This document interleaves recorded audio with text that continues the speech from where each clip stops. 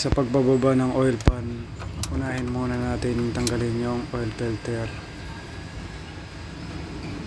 Pag natanggal na, isunod naman natin ngayon i-drain yung engine oil.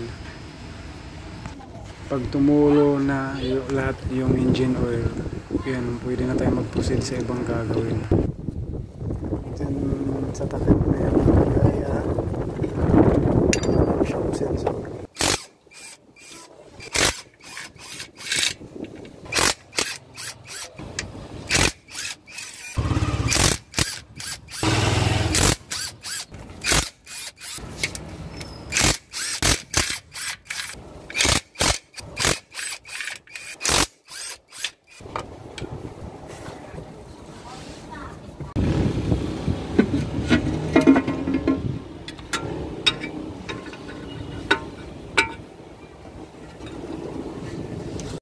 Minsan pag nagpalit ng rear crankshaft oil seal, ito i-check din dahil minsan dyan din ang gagaling yung tagas, lalo na kung luma na.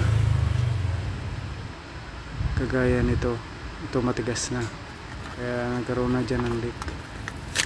Ngayon naman, proceed tayo sa pagsisiglant ng oil pan. Wala kasi itong gasket na rubber o kaya bilamoy. Ngayon isasalpak na natin, dahan-dahan lang dyan ang pagpasok kasi pwede sumabit yung sealant na nilagay natin, kaya kailangan saktong shoot sa lalapatan. Maging maingat dahil baka pagsalpak mo yung sealant tangayin, sumabit, yan magiging dahilan ng tagas ulit sakaling hindi na pansin. Tulo sipat ako dyan kung paano ko isushoot na hindi sasabit. Dito ginamitan natin ng torque wrench, 12 Newton meters lang in-apply natin higpit dyan.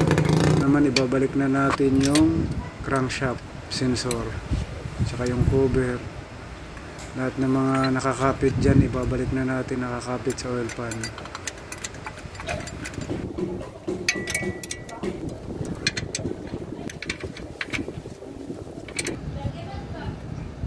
Ngayon ibabalik na rin natin yung drive belt, ibalik na rin natin yung compressor dyan kasi yung compressor din nakakapit sa oil pan.